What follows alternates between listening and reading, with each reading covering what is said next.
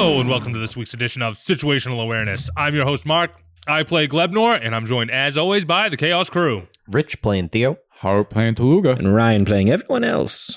So it's a jail, you say? Or it's gonna be. Is it jail or the things from Elden Ring that people pronounce as jails? Oh, Jale. Ghaol. Yeah. Actually, weird thing I don't think I've ever talked about on this podcast. Titagol is a bastardization of Titan Jail. And it's spelt like Titan Goal, like put together. But yeah, this is a regular straight up like prison facility. No prison can hold me. Yeah. Can we call the sandwich place the Taco Locker? Yeah, I like that. That's Hell fun. Yeah, when like in the last episode, obviously you guys like really rung my bell with your bullshit, but like the meeting basically, like when you and I remember the whole time I was like, how do I tell them that this is like a fascist dictator queen without like just saying it? And then I think what it really came down to is I had to show you. So we're doing another mini Underdark arc, but I had a lot of fun the last one, so I figured it's about time. I also kind of I thought it'd be fun to kind of build a rebel network that is just starting to hear of other rebellions happening. And I've had the idea that someone would let you guys know about the gnomish one for like forever. Bear in the square. Yeah. Yeah, I like the idea that like kind of like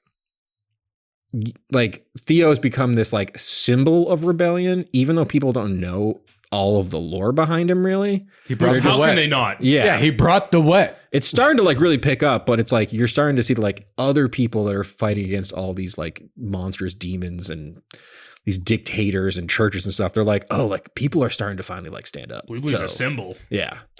It's kind of gotten like like beyond just Bleebly, and now he's become this sort of face of rebellion in this very strange time in Aeona's history.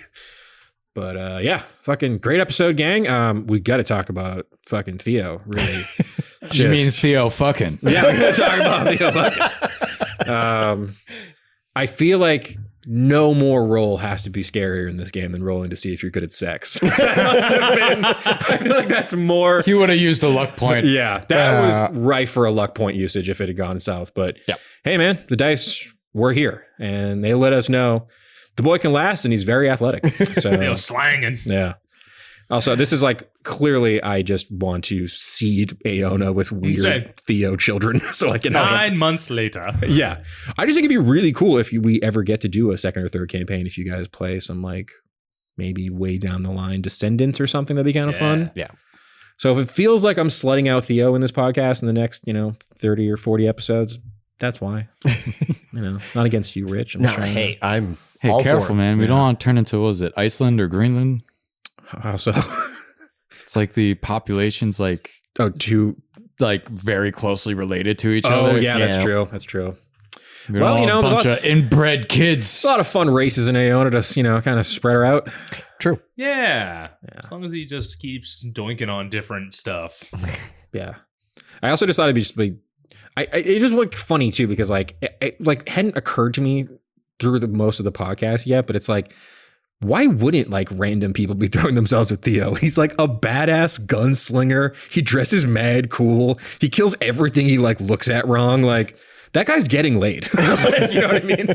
We couldn't go this whole podcast with like no one getting laid. I'm worried about with Taluga, because Taluga I feel like is setting up for this insane poly relationship involving minotaurs. I don't know what I'm setting up. I don't know either. You aren't making anything clear. It's a confusing world. I don't know what to tell you. I'm waiting for the Taluga Bachelor episode where it's just the full-on Bachelor and all of them are throwing themselves at Taluga. They all win. I would like to do a rose for everyone. Yeah, I think that'd be really funny to do a one-shot of The Bachelor. Yeah. And I'd make you DM that. We would all be suitors. Just a series of like, I actually think like The Bachelor and those kind of someone's dating gonna shows, have to play Bouncicles. I'm taking Bouncicles. No, I feel like I'm gonna have to use a wish spell on that. That like style of show is actually like perfect for a one shot. Yeah, like it's all checks. They do like little stupid challenges, and then there's social challenges, and then there's like a combat at the end to decide who gets the rose. But yeah, I mean, I think we've done a lot of like little one shots and side stories lately, so we'll probably kind of take a little break from that. Oh yeah. Yeah. We got a lot of story to Might get get more through here. people though. I mean, was it Nancy? Yeah. There's, I know. I don't think Phaedra's actually Hey, we don't we'll know. see what happens when you slaughter this Ivy, spider. Bouncicles. Yeah. To a lesser extent, Doreen. Oh wait, Oh, Matza's husband. yeah, that's true. Greg? No, Schumacher. Schumacher. Schumacher. Yeah. Juana was like, a little older than you, but she was a sexy fish, so that could have been a thing. Who knows? Oh yeah. Yeah. You got to hit up Zoshin. I kind of picture Juana as being like the Marissa Tomei of fish. Oh, okay. Yeah. the hottest Yeah. fish. Yeah, the hottest fish in the world. It is actually really funny. I watched I was on like a Spider-Man kick like about a month ago, Okay. and it was really funny like going from like seeing Aunt May like de-age like through the movies. Yeah. I was like, damn, she's looking better every movie. It's nuts. It's nuts. Yeah. Yeah, it's Sally Fields, right? In the Andrew In the Andrew Garfield ones, I think so. Yeah. She's great. Oh yeah, that was the other thing too. I wanted to give myself time in this session because I do want to give you guys some like stupid little Spider-Man wrist blasters to swing around on. I'm like, we're in like a Victorian Gothic city full of spider stuff. Like, I feel like it'd be lame if you guys didn't get to swoop around. So I think I'm going to start homebrewing some swoopage. I don't know what it's going to be yet, but I want this, but I also have the spider abilities. yeah, that's true. You don't even need one, really. I mean, I need a. You could You could use it to swing and then get onto Yeah. high things. Yeah. Well, because the way I kind of I was thinking can I take the form of a ball and like bounce myself against the ground to get to a ceiling? That's too much power, man. I think it depends on how high up it was. Would he also have to take damage though? He's slamming himself on the ground. He would have to. You'd have to make like a Ball check form. to like bounce. That doesn't mean the slam's any lighter. Or he would have to. I would think he would have to do some kind of check to make sure he like puts his feet firmly on the ceiling, because if not, he My feet like, are where they I need have- them to be, baby. Yeah, but there has to be some kind of Mechanic. mechanic to balance it. That if you can bounce that high, if you don't make a certain check, that you take fall damage or This is where the web blasters come in. Yeah. Well, because I was picturing like what an underdark Victorian city would look like. And then I realized that like, I mean, obviously I wanted to have like kind of tall Gothic buildings for you guys to swing around on. Fucking Notre Dame's But everywhere. also, yeah, honestly, really. I've also read Mistborn, like 2 Mistborn books recently, so that's also in my head. That's kind Spires of the vibe. galore. I love a spire. Clinging to the side of a spire is the coolest you can look in anything. I'm sorry, just what it is. But gargoyles are so badass. But I also was thinking like, oh, well, if it's an underground city, then there's also like stalactites, like huge ones coming down. yeah. So you can swing on those as well. I think I'm going to homebrew some like wacky swinging around stuff for your assassination mission. I think it'd be fun. I think we're going to do like some that stuff coming soon. Assassination mission. We're kicking that front door down. Oh, hell yeah. I mean, that's also a way to go. we're gonna assassinate her. It's just She's gonna be aware of it. How loud of a thing will you be making? yeah, you when never do think it? of a loud assassination. No. No one ever expects it. And also, if you guys are going to go like full on mini army, I mean, we could maybe start trying to do some of our big combat rules where you guys have like squads and stuff. I think it'd be kind of fun. I'd be down It'd for fun. Yeah. I was thinking we could go the same way we had the shit bullywugs create a distraction. Oh, Yeah. and sneak in just. Oh, that's smart. Yeah. Yeah. Create a hubbub. Yeah. We got like 60 people with us now. A 60-person hubbub. Yeah. It's like a pretty good group. Most of them. How many of them can catapult? Honestly, I think I only gave. There's only 55. there's only one mage here. Fuck. Yeah. There's not like it's a good amount of drow, but it's mostly Myconids. That's like the bulk of their group. The Myconids joined the rebellion when their like area of the city was bulldozed to make way for this new complex. Yeah, well. And before that, it was some like trebuchets. I always pictured it as like a pretty small, like one drow house family basically has been like a rebel house the whole time in hiding. So it's where you get Numera. I love that you called it out that it's just number. I was like, I did name her that and then realized it was number later and then never changed it to something different. That is kind of the problem with like all the different like making up fantasy words is sometimes it's just a Spanish word you've said. It's not anything. How'd Humphrey get here?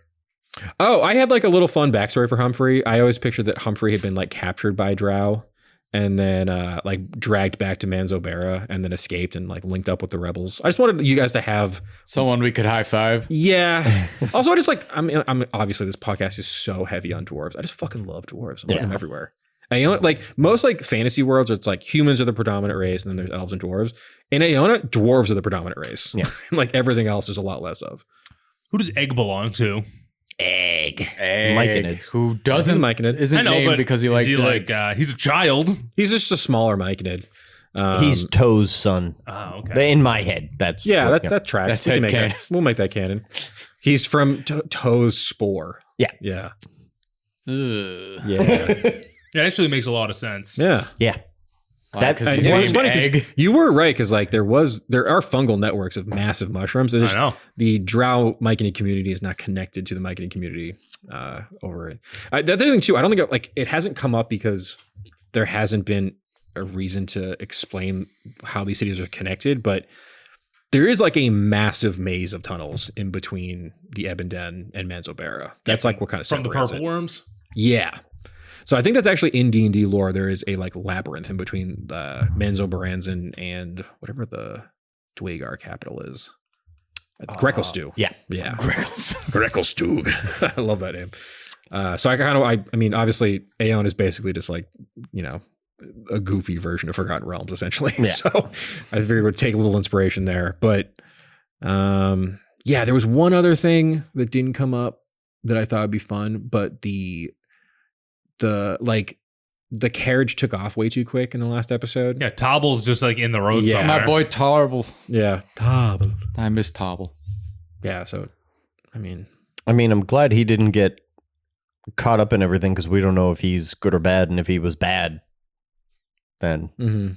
So if he's bad and he's alive and then he's just like out there by himself, I'm cool with that. What? He's just a chill guy, man. yeah. He got me hooked up. He's a good dude. Yeah.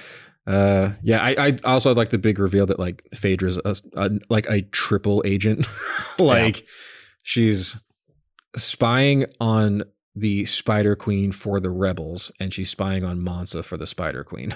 So she's like really caught up. That was the thing too. There were a couple instances in the last couple sessions where you and Phaedra had like such good role play, and I was so tempted to tell you, but I was like, she's so deep undercover. Even though she trusts Teluga, she can't tell him in the city. Definitely not. Mm-hmm. Like as many enchantments and like, you know, non-detection spells as she casts, there's such an air of like paranoia in Bud Kali right now that I couldn't tell you, even though I really, really wanted to. You son of a bitch. I'm sorry. I would have killed Lola on the spot. Mm-hmm. If you wanted that fight so bad, he should have just done it. I mean, I always just wanted to see how your interactions with her would go, and then the donuts threw me for a total loop. So, but yeah, this was a fun one though. I love sessions where you guys just get to meet a bunch of new NPCs. Oh, I haven't met anybody.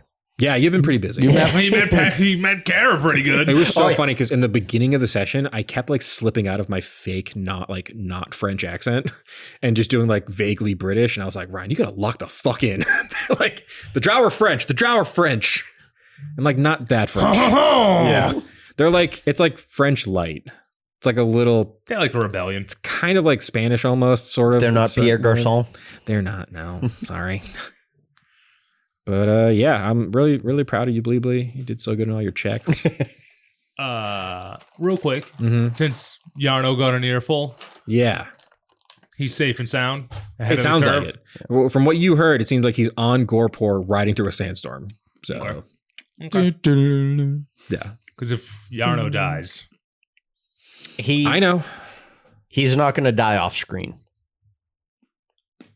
That would for Ryan's. I like how Rich is saying it not because I'm nice, but he's saying it because I'm a bastard. Yeah, that's what he's saying. He's like, if he's Because going to do it, he we- can do it in front of us. Because we love Yarno, he won't do it off screen. Hold on. Who says we love Yarno? I love Yarno. I love Yerg. Oh, I love Yerg too. I'm a big fan of the whole family lineage. But yeah, no, I'm Ryan's Team Yerg. emotional torture has to be that any NPC that we like or love will not die off screen because he wants to try and kill them in front of us. Or will kill them in front of us. One of the two. Variant mouse. Yeah.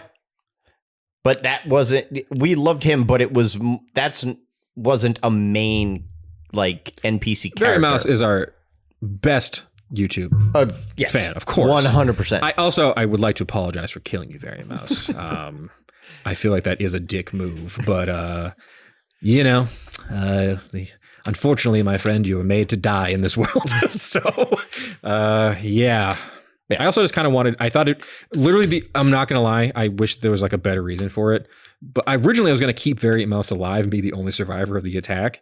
But in my head, the bit of doing 5 questions on Variant Mouse was too funny. And in the moment, I wanted to see what Richard do with Speak with Dead. And then I had to get the actual answers from the snake. So Variant Mouse, you're our favorite fan. I love how loyal you have been since the beginning, basically. Yeah. But I had to kill you for the bit. Yeah. And this dice situations, and the bit comes first. It's fair. Okay, so I don't have to worry about Yarno or Petch for the moment. Yeah, not until they're back in front of us, You and better not fucking kill Petch. I did it once. I won't do it again. You kill Petch. That's you a kill lie. Petch. I'm derailing this whole campaign. That's a false sense of security. Oh, I won't do it again. Oh, fuck off. Why do none of you trust me? Hell will pay. I play D&D with you too much. I know. This is actually what happens when you're a forever DM, is that all your friends have been lied to by you so many times that they become more and more paranoid every campaign. You cannot be trusted. No, I can't. What are you talking about? I trust you. Yeah. We're going to be fine. Until you I trust beat me them the to fuck lie to up, me. and then I hate you. I don't know why. I don't know why the dice gods have cursed us to have this weird yin yang, Haru, where every nat 20 I get is against you while you're on the ground, and every nat 20 you get is to do the thing I don't want to happen the most. Yeah. I'm like, don't roll a nat 20 for the eggs. And you're like, that's a nat 20 egg check. And I just get rocked. Nat 20 eggs, motherfucker. Yeah, I don't know. I'll have to do this dance forever. It's years. It is what it is. Yeah. Well, that was a real fun one. Congratulations, Theo. First one to get laid on the podcast. Yeah. Hell yeah. Yep. Definitely impregnated her. He went 2 rounds, so It's a good chance. There's a pretty good chance there. I feel like, probably not super safe. You're a wild card. Shooting from the hip more ways than one. Hey! Does he have to make an STD check? She does have fungus growing all over her. Yeah. You said mushrooms are growing out of her, so Constitution saving throw with advantage, if you wouldn't mind, Rich. Sure thing. No. every so often a mushroom grows on Theo. It's a 19. Okay. Clean as a Good. whistle. A shot of whiskey and a nice walk won't get rid of finger fighting. Everything's good. Feeling great. If anything, Theo, this is the best you've felt on this whole trip. Yeah. You're like about to do something that you feel worthwhile doing, freeing people, fucking with Krizik, and you got a real new spring in your step. So join us all next time, folks. It sounds like we're doing another siege. Mm-hmm. Siege 2. Right. Electric Boogaloo. So there will be a siege, subterfuge, and all manner of nonsense. Mark, take us out. Hey, everybody. I breezed through it last time, so please rate, review, subscribe. Be like Variant Mouse. Get killed on the podcast. It could be you. You could die too. It's siege time, baby. Keep it dicey.